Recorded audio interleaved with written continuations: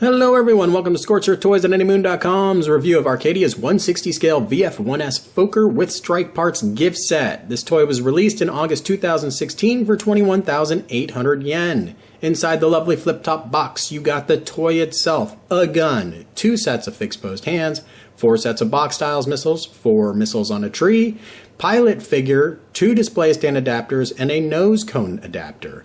Inside the second tray, you got the strike parts, a separate missile boom in case you wanted to change them to super parts, and reaction missiles. Underneath there was a baggie with the Battroid option parts, which include side covers, a neck filler, and a seat that rises up from the head area. This is essentially a reissue of a late Yamato V2 toy, since Arcadia purchased the mold from Yamato after they went defunct. As such, this review actually covers at least 3 different toys.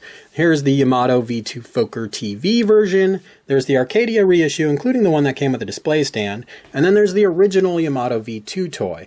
The original toys had a few different things that Yamato addressed on their way to the late model version of the VF1. The first issue was this rainbow canopy. While pretty, it had a tendency to crack, so they got rid of that as a QC problem. The crotch mechanism was a little different. It was a little trickier. This area right here is a little more narrow.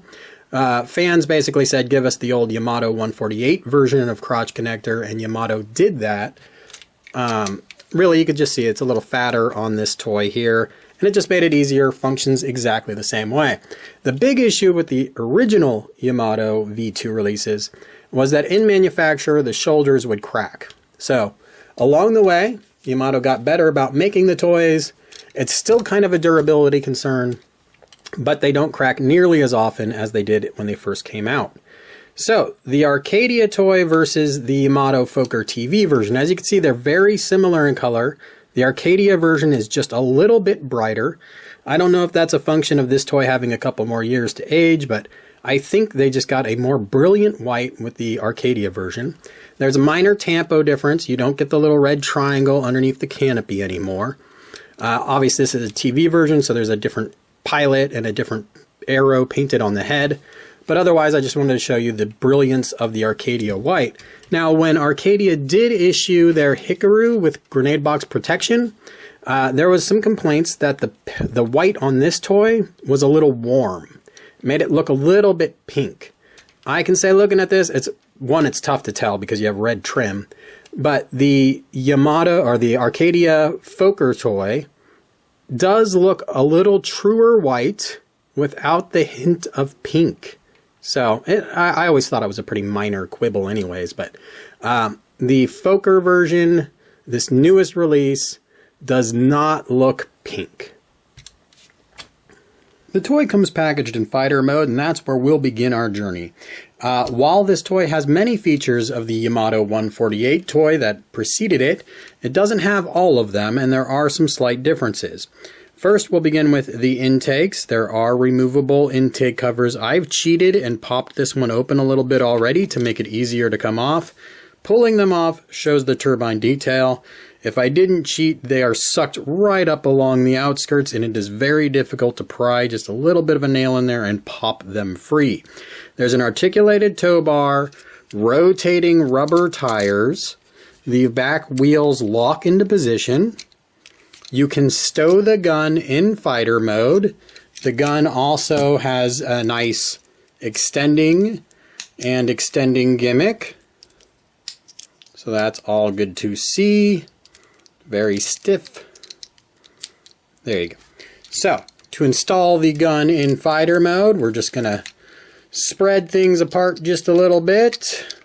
Now, obviously, it would be recommended that you actually somewhat transform the toy, but you don't necessarily have to. There it is, stowed, and you can see clearance, the rubber wheels spin, everything is good there.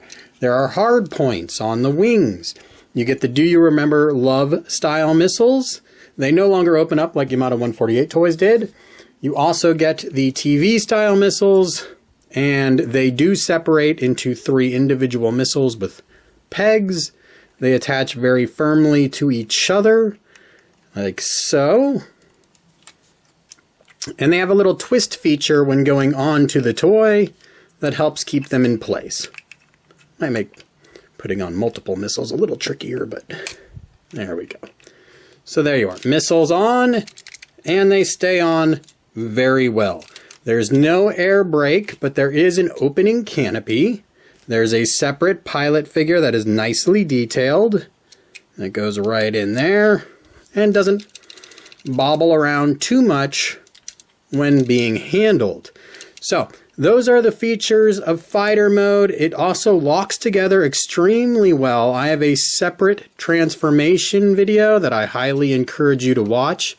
One thing I will point out as a negative here, there's a hook in the back that you're going to use in Battroid mode when you have the Super Strike parts on. Here is my Arcadia VF1J toy that came with the GBP parts, grenade box protection, and that hook is now loose because I had those parts on the toy for a little while. There's a little pressure, and this is just a friction joint.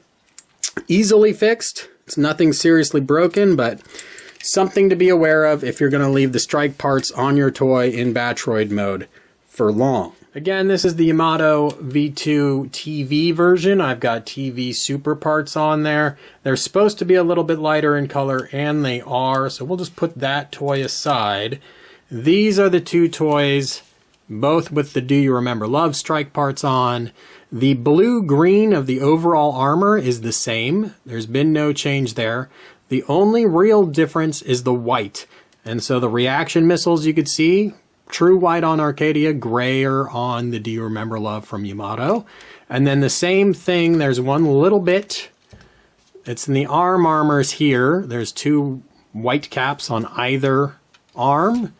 If we look at the Yamato, those are gray, matching again the white of the overall. So Yamato, a little bit grayer in color with all the white trim bits. Arcadia, very true bright white. I have a separate review for the Super Strike parts. You should check that out for installation instructions. The toy rolls fine with the gun installed on the landing gears. The only thing that's at all loose is this missile cover here. Removing it exposes molded in micro missiles, unlike the Yamato 148 toys where those were removable. There's also, like the Yamato 148 toys, a removable armor piece there that exposes mechanical detail. These nozzles here are articulated. Moving down, there's another armor piece right here that we can pop off.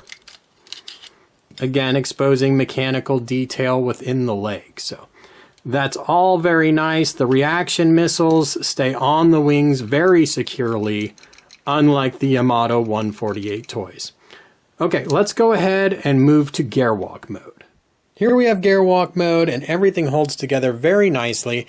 In fact, during transformation, only the cover of the missile boom fell off. I was able to leave the reaction missiles on there and get the toy from fighter to Gwalk mode without anything else popping off, which is, I think, a really good achievement that Yamato should have felt very proud of, and Arcadia still keeps the tradition going on. The feet angle forward in a way that they extend and then angle, lets you get some really aggressive poses. As you can see, that pivot at the knees really helps, and the legs come forward enough that you can get really nice looking poses. Let's take a look without the strike parts. The integrated antenna that was on the 148 scale toys did not make the journey to 160 V2, nor did Yamato include a separate antenna that you would attach like they did with the version 1 160 toys. So if you're looking for an antenna in Gwalk mode, you're going to be let down. I don't think that's really going to bother too many people. I mentioned the toy came with some optional hands. Here's the articulated hands that come in the toy. They're obviously an improvement over the Yamato 148 chicken hands. You can just pull them forward, they're on a peg, and that releases them. And then you can grab your optional fixed posed hands. I'll go ahead and throw the gun in this one. Clicks nicely into place. Then we just slot the peg into the hole that was there with a little bit of pressure. There we go. Now you have the gun in the fixed posed hand, a little bit of a visual upgrade there, and it's rock solid in that hand. I'm going to go ahead and remove the other one and just peg it right in. And this hand allows you to do the gripping the barrel pose pretty nicely. Okay, so the other thing that I mentioned as an accessory here was this adapter for the nose cone. So let's go ahead and take a look at that gimmick. We'll flip the toy over. The head is removable. So we're going to go ahead and pull up, remove the head, push that back down, and then just pull forward. Now it takes quite a bit of effort. There you go. So now the nose cone is removed from the body, as you could see. We grab this adapter, we just thread in this piece here where the nose cone was attached before. And then we can take any other Yamato V2 or Arcadia toy and install it on the arm as sort of that rescue that we see early in the TV series. Okay, that's it for Gwalk. Let's move on to Battroid. Here we have the Yamato TV version, the Arcadia release, and the Yamato original Do You Remember Love version. You can see the black arrow on the TV version, yellow for Do You Remember Love. TV style hands over here. Those are the primary differences, as well as the gray pilot suit Roy Focker. There are option parts included with the Arcadia toy that were not included with either of these toys. I'm not going to discuss how to install the option parts. It's pretty simple, and I have it in other videos. But here you could see the cavity filler on the side. Looking at the original Yamato toy, no cavity filler there. You can see right through into the nose cone. Similarly, from above, you have this neck filler right here. On the Yamato, no neck filler. You could see deep into the toy. Minor nits that they came up with little plastic covers for, and that's appreciated, of course. The Arcadia also comes with the ability to remove this neck filler, pull the head way forward, and put in this seat. So it seems like the pilot is coming up from within, and obviously you could put the pilot figure on that seat if you had one available. So those are the option parts for you.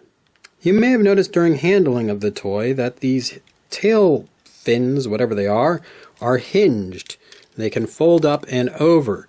That's nothing breaking. That is just a feature that was made so that the grenade box protection armor that was sold separately would look a little less chunky on the toy. As we put the strike parts on the toy, this is a good time to discuss the hook in the backpack, this little piece right here. I mentioned earlier that if you use it, it might become loose and then it flops around in fighter mode, annoyingly so. I obviously do not recommend using it. If you do use it, you can see how much it pinches your tail fins also. That causes a pressure point on the black of the tail fin where it just becomes a little shinier looking. So overall, you don't need that hook at all, especially with the way the whole supports are on the sides of the strike parts. So my advice to you is just ignore the hook entirely and leave it where it is. Strike parts back on for one last comparison shot. As you can see, blue looks about the same, but there's that white that is different on the arm armors. And that's about it. I mentioned before that the toy came with a missile boom, so if you didn't like strike parts, you could make it into regular super parts. The strike gun, of course, does come down, so you could have it in the firing position, or you can remove it entirely and replace it with that missile boom. And the missile boom is complete, includes the little missiles inside. And you just pop that on like so. I'm not going to go over articulation entirely in this video. I've done it in many other Yamato videos. The great thing about the V2 was that the way the armor is attached is they didn't affect the articulation of the leg like it did with the V1 toys. But otherwise, you get a ton of range of movement. My only real complaints: the head isn't on a ball joint. It just swivels and looks up and down, which is good, but it'd be great if you could cock the head to either side. There's no real waist to speak of, but that's not nearly as detrimental as you might think. You have good knees, you have good swivels at the knees, you have the double jointed elbows, so you're going to be able to have a ton of fun coming up with aggressive looking poses for your shelf. So have fun with this toy. It's good. It's not a perfect VF1 toy. Although it is easily the best at the moment, there is room for improvement, so I am in the group that hopes that someday we see yet another take on this. My biggest concerns really are durability issues. Overall, they're very minor, but the first releases of the Yamato toys certainly had shoulder hinges that would crack. And even in these later versions, it's really hard to see, there's a little pin right there. If you don't handle them carefully around the shoulders, they'll still develop cracks. The toys I've told people are safe toys still can get cracks on those hinges. I've seen it many times now. So there's no real way to quantify which ones will and won't break. If you handle your toy, there's a possibility you're going to break it. I've had a hard point come off one of my wings before. So these hard points here, with the way the missiles attach super securely and have a twisting feature, also means you can either scrape off the lock on that piece of plastic or remove that piece entirely from the wing. So different things that can happen there. So things you need to be a little bit more careful with. Obviously with the Super Strike parts, it gets a little more weight. So posing it, you're going to have to be a little bit more careful in how you pose it. Display stands are out there. You can look into those. But really, it's a lot of fun. You're going to have fun with this toy. I recommend it. Everybody should have at least one Yamato V2 or Arcadia VF1 toy. They're fantastic. Be warned, they're also addictive. Once you get one, you might find yourself going out there and buying several. Thanks for viewing. Check out the full review on anymoon.com.